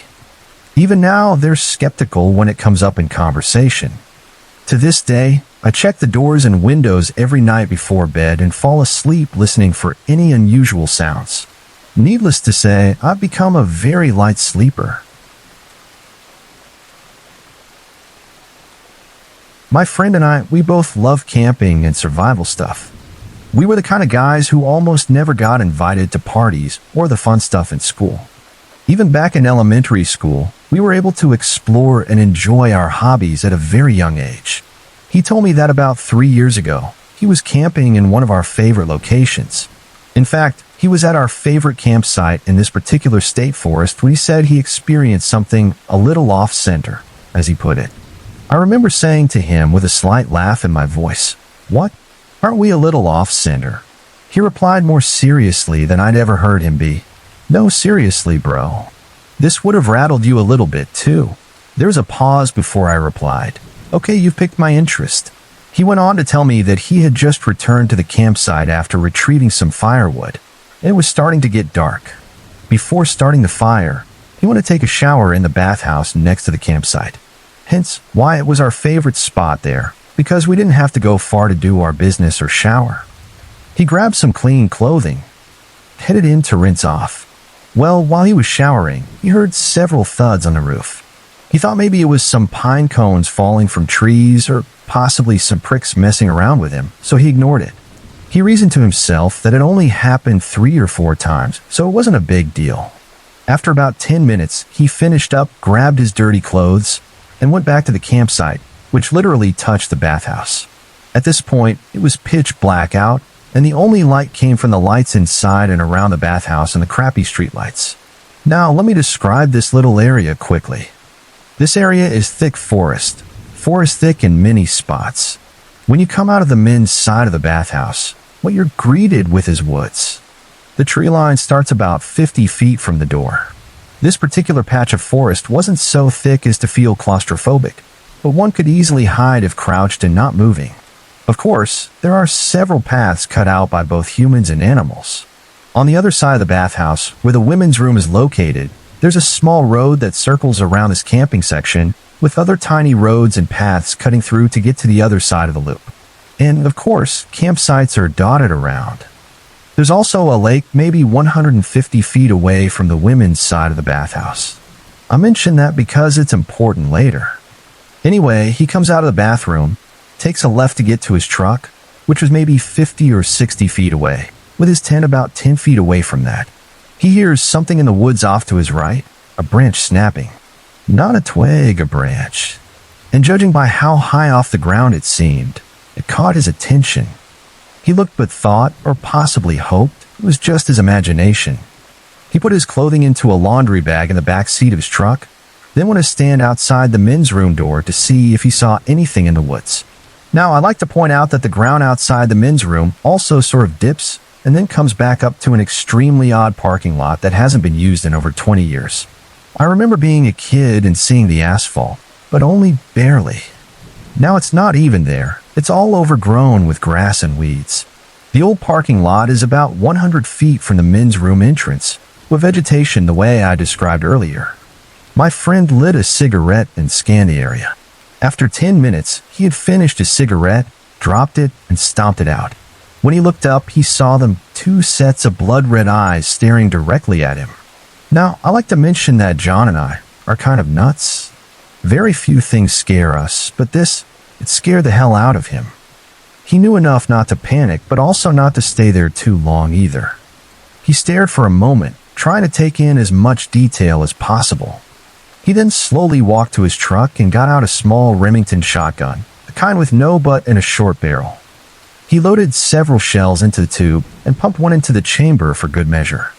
He put an extra round in the tube, replacing the one that was now in the chamber. He then grabbed a flashlight and went around to the path that he came from while getting firewood. This particular path leads to the old parking lot I mentioned, with another smaller one to the left. When he got to the parking lots, he looked to the right where he saw the eyes initially, and nothing. Then he looked to the left. He slowly scanned back and forth with his light and shotgun at the ready. He then heard a grunt further up the path, so he followed it. Eventually, the path ends where another path intersects, and you can go either left or right. He faced right, nothing. Then he heard a grunt above and behind him. He turned around slowly, and there they were. He could only describe them as Bigfoot. Both of them stood about 7 or 7.5 feet tall, with long dark hair, and they smelled awful. Now, John isn't prone to panic, but he said that in this situation, when he realized these things were real, and when he got the gut feeling they didn't want him there, his body and mind worked in perfect tandem. They panicked. He fired a round of buckshot at the ground near their feet, hoping to scare them, and then he ran for his truck. He didn't bother packing his tent or his sleeping bag. All the important stuff was either on his person or in his vehicle. He turned the engine on and sped off. As he was driving and passing the lake, he saw 3 more of them knelt down drinking. He didn't even bother checking out with the park rangers. Law enforcement has never looked for him for firing his weapon. Massachusetts has strict gun and ammunition laws, strangely enough. His name was attached to the campsite for that night and the 3 nights previous, and the rangers had his info. The state police could have easily tracked him down too. There was something strange going on there that night. What scared him the most, though, is that the place was crawling with campers and no one noticed him. Honestly, I believe the guy. He wouldn't make this kind of thing up and have such a serious tone about it. It's hard to explain, but if you know someone all your life the way John and I know each other, you know when they're not bullshitting. I haven't been to this forest in years, but I sure would like to go back to see if I could have my own experience. I'm 23 years old now, and when I think of this story, it sends shivers down my spine. When I was 12 years old, I lived in very rural New York, so rural that the nearest neighbor was 20 minutes away. I lived on a farm that wasn't very big but was a decent size for a 3-person family. On one night, my parents were going out of town until the next day, so I was alone for a good 24 hours. I thought this would be a great time for a few friends to come over, though only one of them could actually stay the night. His name was Jack. Jack came around at 7:30 at night to stay over at my house. While we did the random crap 12-year-olds did, it was 2004, so we really didn't have much to play with except our PlayStation. We didn't have many games for it either. While we were playing the PlayStation, I heard some weird scratching, and it sounded like it was coming from somewhere inside the house. I had my friend pause the game to listen and figure out where the noise was coming from. It was indeed scratching, and it was coming from the front door, which, to this day, I'm glad was locked. My friend and I went up to investigate. I checked outside the window closest to the front door, leaving the blinds just slightly open so whoever or whatever was out there couldn't see me. But what I saw terrified me. I swear to God, my heart almost stopped when I saw it. It was a humanoid creature on all fours, scratching at my door. I'll try to describe it as best as I can. It seemed to have a kind of greenish skin, dark brown or black eyes, and a scary figure. I immediately backed away from the window. I told my friend to go upstairs, and I followed him up. I went into my bedroom and locked the door.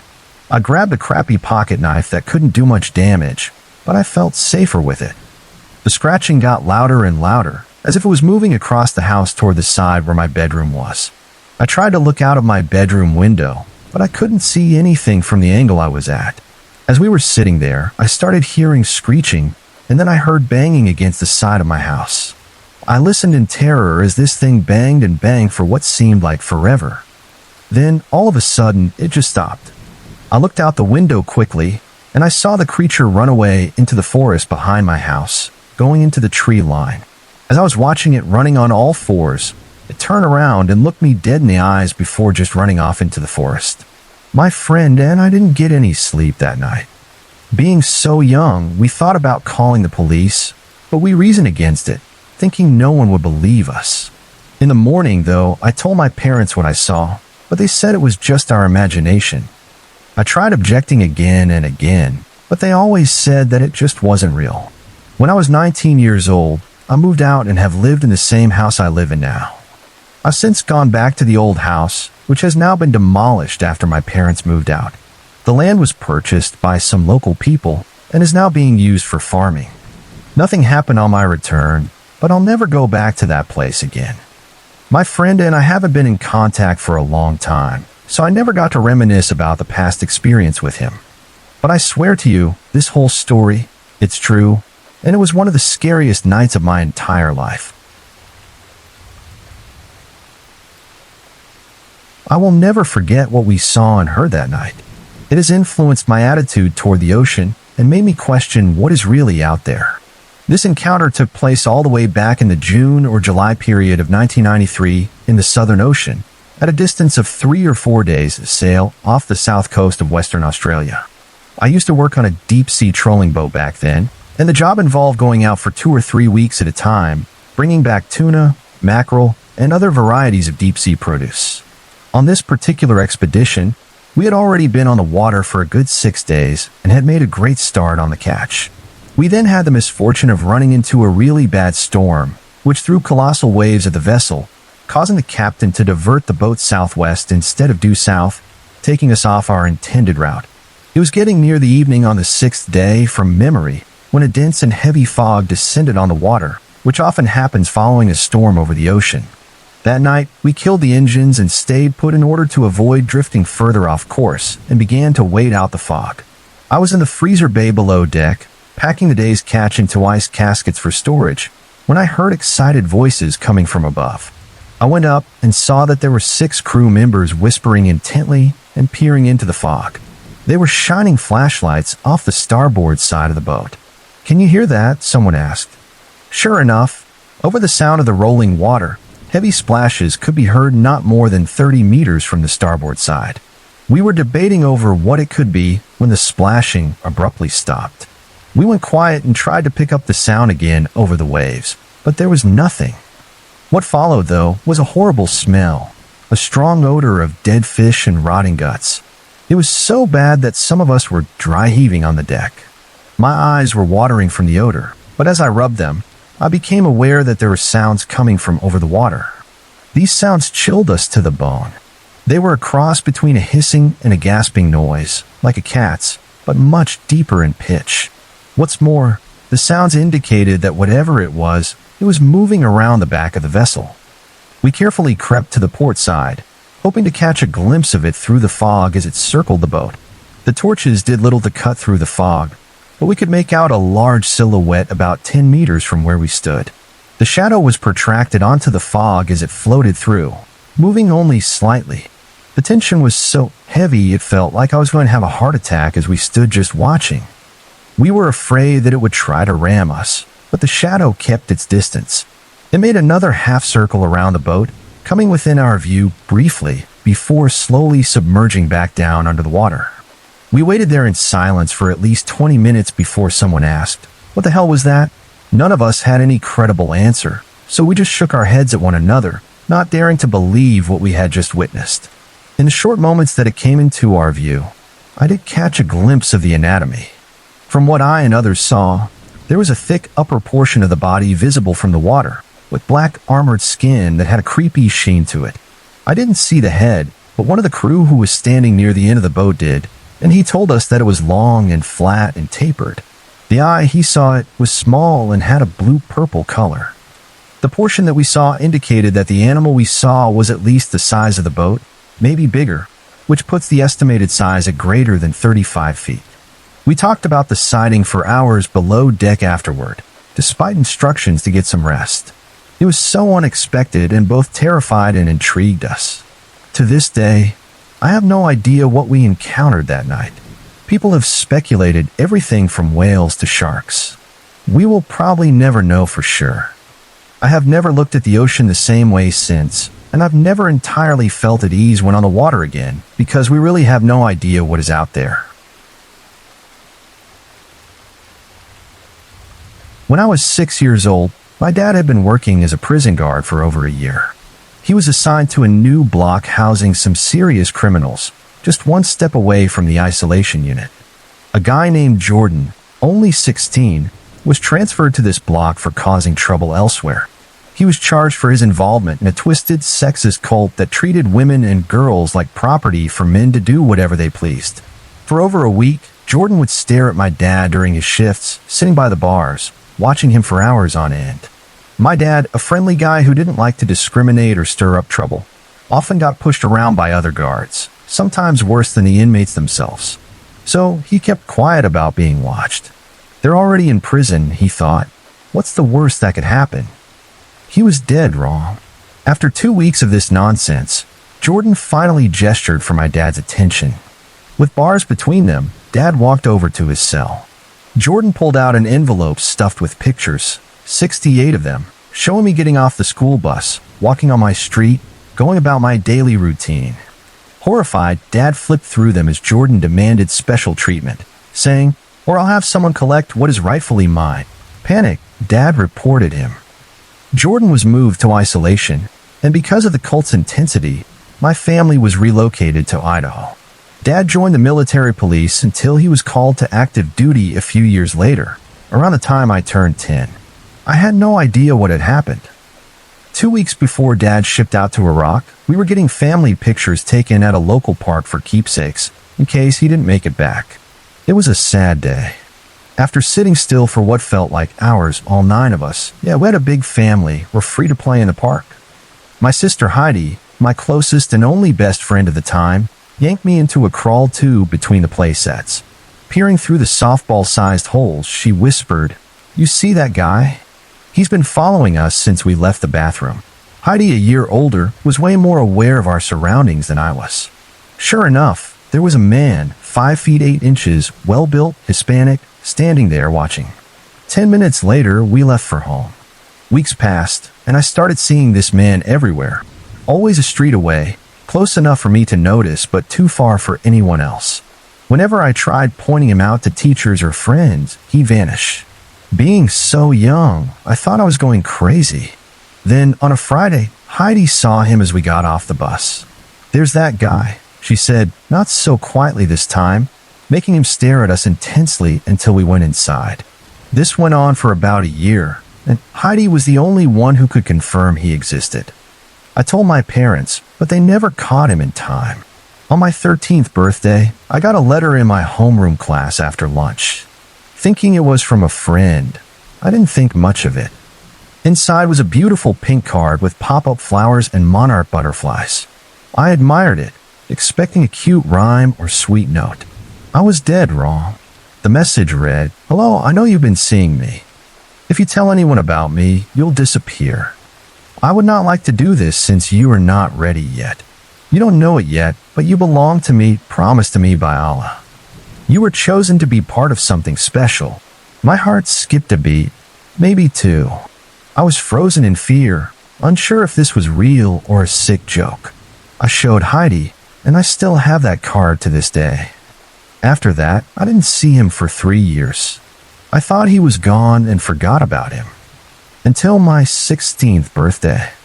By then, we'd moved to Arizona after Dad survived 2 tours in Iraq. It was a hot August day, and I was ditching school with friends and Heidi to hang out at the local skate park. There wasn't much to do in our small town except try tricks on the board and goof off. I was enjoying myself trying to nail a kickflip when my phone got a picture message. Heidi, who had access to everything I owned, opened it. She didn't make a scene but jumped into the concrete bowl and shoved the screen in my face. It was the same man from my childhood, taking a selfie with me and my friends clearly in the background. I was leaning over the drinking fountain, accidentally splashing water on my face. Not my best look. The worst part? He was so close, practically an arm's length away, and I hadn't noticed. I looked for him everywhere. My friends thought I was nuts, but I didn't care. I searched every corner, even stormed into the men's bathroom, ready to confront him. I was a bold teen, not afraid of much. I should have been. The message came from a 4-digit number, so I couldn't reply. Heidi calmed me down, and we headed back to school to catch the bus. I was looking over my shoulder the whole time. As I hugged and kissed my friends goodbye, I sat at the back of the bus with Heidi. Then I saw him, standing at the far end of the parking lot, holding something I couldn't make out. He wanted me to see him. Heidi saw him too, threw open the window and started yelling, calling him a creep and telling him to stay away. He just laughed, amused, and walked into the wooded area behind the school. "Why the hell would you do that?" I whispered, yanking her down. "Because he's a creep, and he needs to be put in his place," she said. She didn't regret it until later. I locked eyes with the woods, still seeing him half hidden behind a tree, staring. It made me sick. He had my number, knew my school, and probably where I lived, or would soon. On the way home, I was working up the courage to tell my parents. When we got to the door, there was an envelope on the porch. Inside was another pink card with pop-up flowers and monarch butterflies. I knew who it was from. "You have grown and exceeded all of my expectations. The harvest has begun. Tonight, I and others will reap from the fields of riches, claiming our prizes from Allah." I had no idea what it meant, but I didn't like it. "Don't tell Mom or Dad, that freak," Heidi said. "I've got some guys coming over tonight, and we'll take him out if we see him." Heidi always handled things, even as a kid, so I trusted her and looked forward to catching this guy. My birthday party was a blast. I didn't see him or get any weird messages until that evening. 7 of us were sleeping on the trampoline, 4 boys, John, Jared, Alan, and Frank, and 3 girls, Heidi, me, and Alyssa, Alan's girlfriend. At midnight, my phone flooded with long messages declaring his love for me. I ignored them until I saw the pictures, bird's-eye views of me at my party, eating cake, hitting the piñata, having our mud war. Each was shot from a different angle, like he was some jungle man swinging from tree to tree, snapping photos. I freaked out, crying hysterically. The guys decided to stay up all night and stake out the place. There were 4 of them against 1, so I foolishly thought nothing could happen. I fell asleep, but a throbbing pain in my head woke me up. I wasn't home. I was confused, groggy, and could barely move my limbs. The room was spinning. My heartbeat was the only sound I could hear for a while. When my head cleared, I realized I was in my old house in Washington, a long way from Arizona. I was panicking, tied down and gagged, but I screamed through the rag. The noise caught my abductor's attention. The door swung open so fast it smashed a hole in the wall. In the doorway stood not one but two men, identical twins, both the man who'd been following me for years. I let out a throat-ripping scream through the gag, and they laughed. I was terrified and weak, barely able to thrash as they grabbed me. They moved me to a wooden chair in another room, not tying me up but injecting me with a drug that made my head pound and the world spin. I couldn't sit up straight without falling.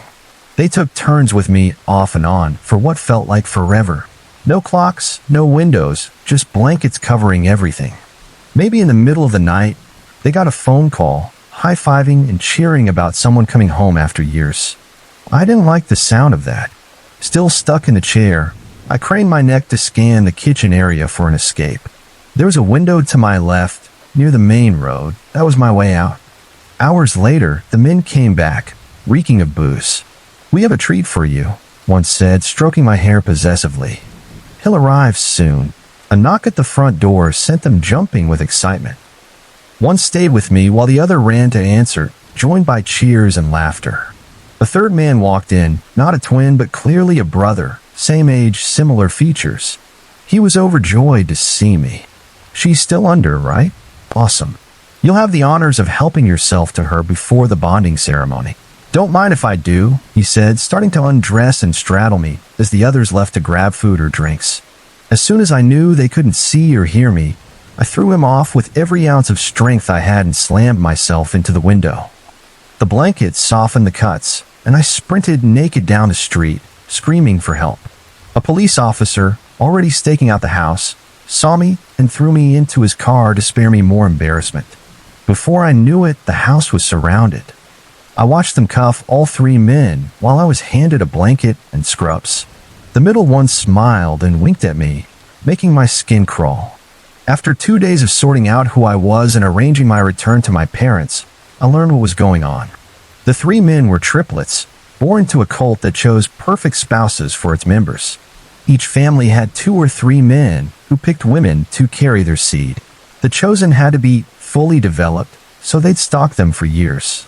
Once taken, they'd have their way with her, and once a year, the cult held a ceremony for newlyweds, tying the woman naked to a goat-headed statue while members, all men, drown her in wine, alcohol, and bodily fluids for 12 hours in a remote, untraceable location. The house was being watched because of Jordan, the 16-year-old who'd threatened my dad years ago. After his release, he talked about something special waiting at home, raising suspicions. They had no idea I'd been taken and held for 3 days before his interview. If I hadn't broken through that window, they might never have found me. Because I overheard the men's conversations, I gave the police enough info, mostly the location of the next night's ceremony. They saved 38 women and arrested 46 naked, disgusting men. I'm no hero, though the officers tried to convince me otherwise. I was just glad those women didn't have to live that way. Back at my house, everyone had been drugged and passed out at 3 a.m. The men had sedated me for days before I woke up. My parents were beside themselves. Heidi told him everything from our childhood to that night. Dad and I had a lot to talk about, but I understood why he hadn't told me. I should have spoken up sooner. All I could think was, thank God I'm home. But my trouble didn't end. 2 years ago, one of the men was released for good behavior. Every once in a while, I'll see him, and every birthday, I get the same card. You are beautiful, and one day we will be reunited with love. Without solid proof, the police can't do anything. So, I keep looking over my shoulder, always on edge.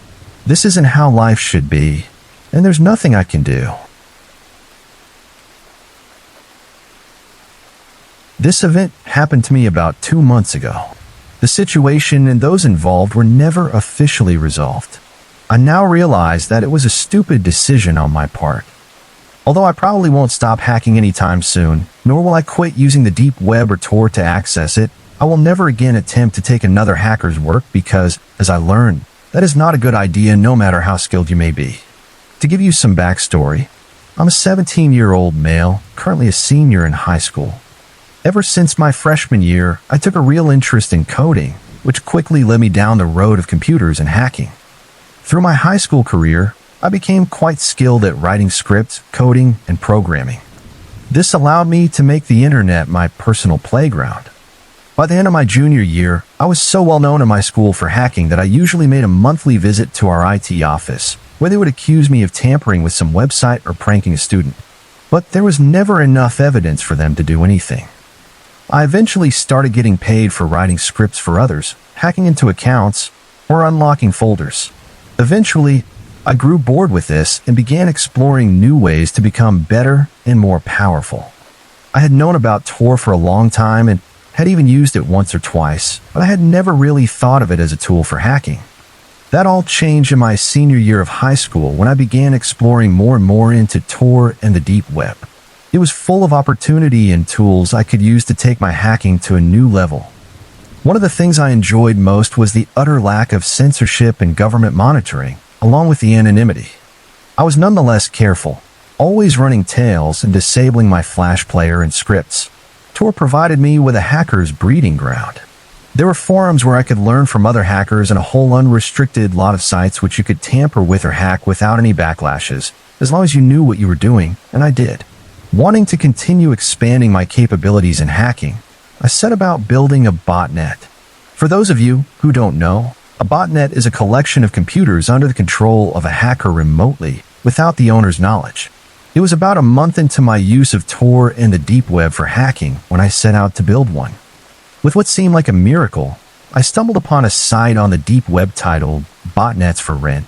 Now, I knew I would never rent one as that would cost far too much, but maybe I could steal one, I thought.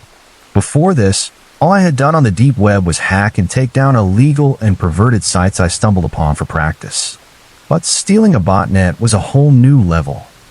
I knew it could be done, but I just wasn't sure I could do it. At first glance, it seemed like an impossible task, far too complicated for me. But after a week of intensive prep and research, I was ready to move. I took my laptop to the public library one Tuesday after school, hooked it up to their internet connection, booted up Tor, and made sure I was taking all the precautions to protect my identity. Within 5 minutes, I was on the site that contained my target botnet. I had carefully selected what looked like a weak target. It was a very small botnet, with a hacker owning it that seemed not to know too much about the trade and seemed like a perfect, easy target. I set about my work, and soon enough, I was home with a brand new botnet.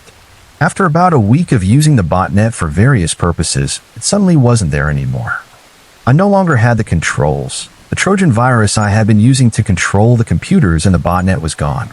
It was as if it had never been on my computer in the first place. It was weird, but I dismissed it as something that I'd done wrong and just lost it. That night, I was texting my friends about our plans when I got a message from a hidden number. It read, "I found you." Irritated, thinking it was one of my brother's friends pulling a prank, I texted back. The conversation went like this. "I found you. Piss off. I wouldn't say that if I were you, that is, if you value your computer. I don't know who you are, but I know my brother put you up to this, so for the last time, piss off. 88C72E36Y641J. How the hell did you know my computer password? I'm not here to discuss details, but instead to warn you. Never mess with things again, or you will wish you had never been born. And don't act like you don't know what I'm talking about." Lucky for you, I was able to retrieve my botnet. After this, I didn't reply. I didn't know what to do. It wasn't like I could call the cops. Botnets were illegal in the first place, so stealing one was definitely a problem, and something the cops wouldn't take kindly to.